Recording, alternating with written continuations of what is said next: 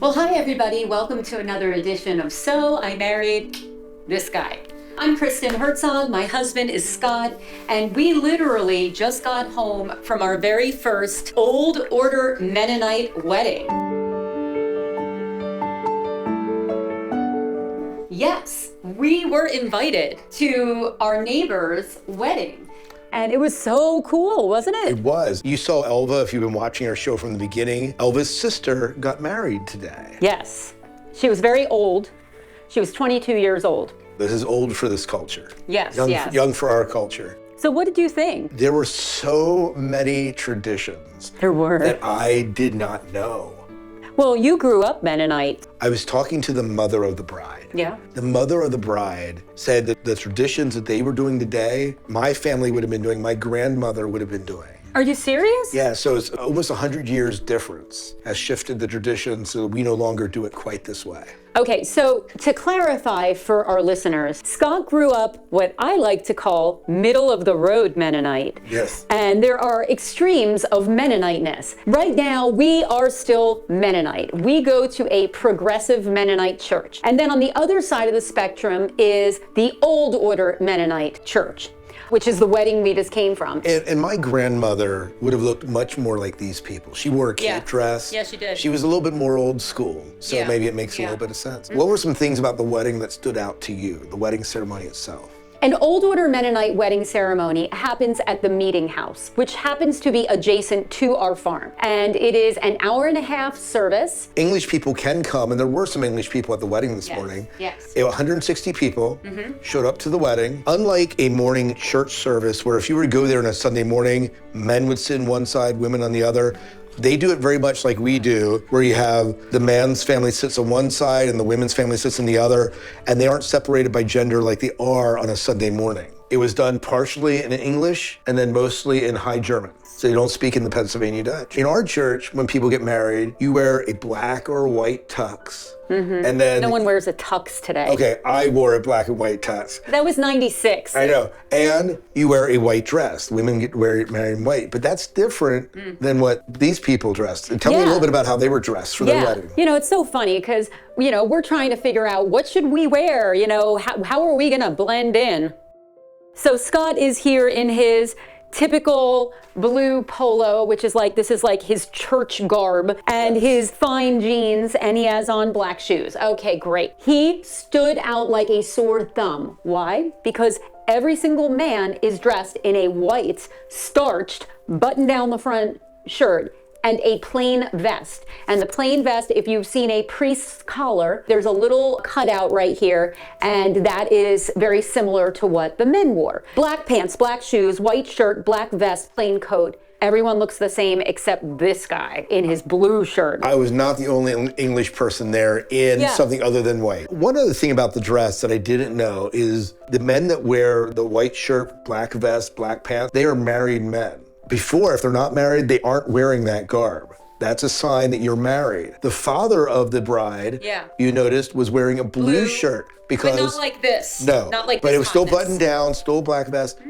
He did that because he was over 60.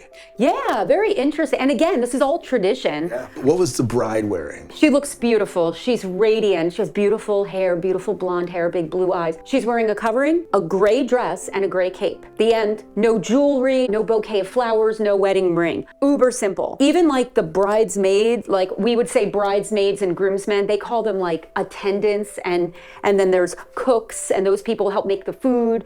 So like there's different names for things, but a lot of it serves a similar purpose. After the morning ceremony, they did have a lunch meal. Yeah, which is more formal, which more again, formal. we were not at. We were not at. So they had that meal around noon, and then in the afternoon, they had a hymn sing. Yeah, which I heard it from here. The hymn sing happened at the farm next door to ours, and I was taking Pepper for a walk, and I heard this like beautiful orchestral Germanic 4-part harmony in a cappella. So there was no musical instruments, and I was like, The so heavenly beautiful. choirs. It really was like, and like I felt very drawn to it, not to sound weird, but it was like, I was like walking the dog. I was ready to go back in the house. The dog had finished her business. I was like, all right, I got to go back to my work. And I was like, I'm going to head that direction. I just stood up on the hill and listened to it for a few minutes. Then we came in after that. Super casual. Very casual, very low key. Yeah, oh, I kind of feel like as the Englishers, the neighbors, we would be like in like a back table somewhere. We have an event venue. We do weddings here all the time. Like the neighbors, the friends of friends, the old college, they always get like the table in the back. We ended up sitting at like the long table with the bride and the groom and the families. And I was like, wait, how did we land these seats? We literally sat across from them, and it just felt like, Felt very special. I felt like, I felt like it was an honor, you know? It's different than the bridal table here. The bridal table here, you have the bride and the groom, you have bridesmaids, the groomsmen on either side, and they're all facing everyone else, and everyone sees them. They're kind of on display. Yeah. Here, they're very much just a part of everything. Yeah, they are. Like they're in the community, I guess. One of the things, to back up a little bit, we talked about, we get over there and there's valet service. One of the things you do not think is going to happen at any Old Order Mennonite or Amish wedding is valet service. Yeah, and it's literally like a valet. You pulled up with your horse and buggy. Yeah, your buggy, okay, mind you, not your BMW, but your buggy. And young men from the church will take it to another place, either on the farm or somewhere else. Yep, they chalk it. Yep. So they take a piece of white chalk and they number the buggy, because remember, there's lots and lots of buggies and they're all black and square and look similar. Right. So they chalk it. They have the number 12 or 14 or whatever the number is.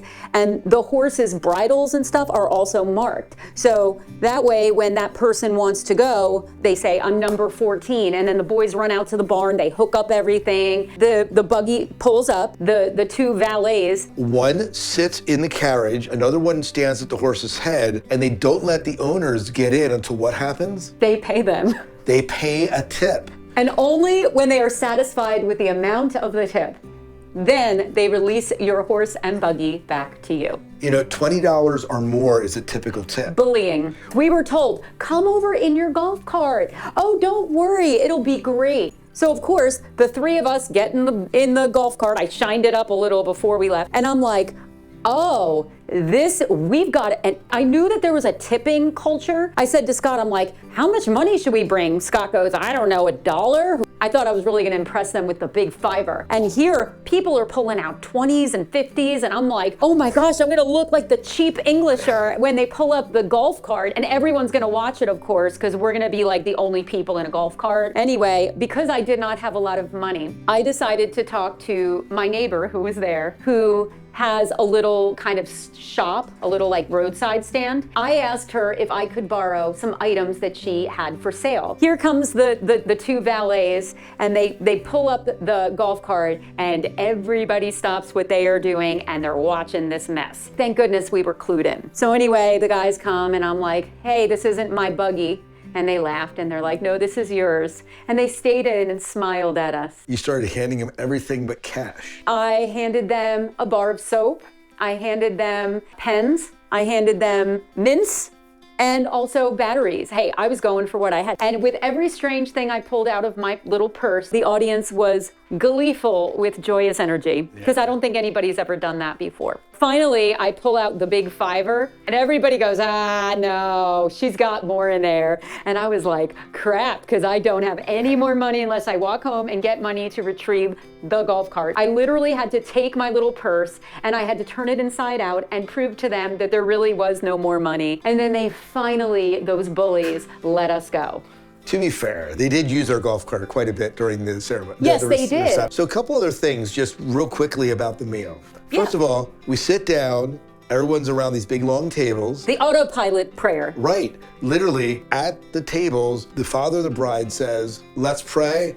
Everyone on cue bows their head. 200 people, dead silence. Boom! 45 seconds later, and it's not even timed, to a T, everyone lifts their head and starts talking again. It is the silent prayer. It's Picking so odd. right up where they left off. And we did this all the time when we were growing up. And Chris first came to my family and met my family. Literally sat around the table, silent prayer, head up, and she's like, "What in the heck just happened?" I had no idea what in the heck was going on. So, but I learned. You know, one of the things that I really appreciate about the way the Old Order Mennonites do weddings is they hire help from the community. They don't even hire them. They do it for free. Well, because it gets returned to them when other people. It's all about paybacks. Paybacks are sweet. Yeah, so like Everyone serving the food is people from the community. Yep. All the food is made by the local community. Yeah, and it was awesome, wasn't it? It was fantastic. What did you think? Tell them what you So had. we had Caesar salad, basically. We had a casserole that was to die for. I love that casserole. That was the most unusual, delicious thing. Rolls, butter, and jam. We had pastry. I loved that pastry. Fried pies. They were great. And then they had ice cream, and then they had fruit salad. And that was it.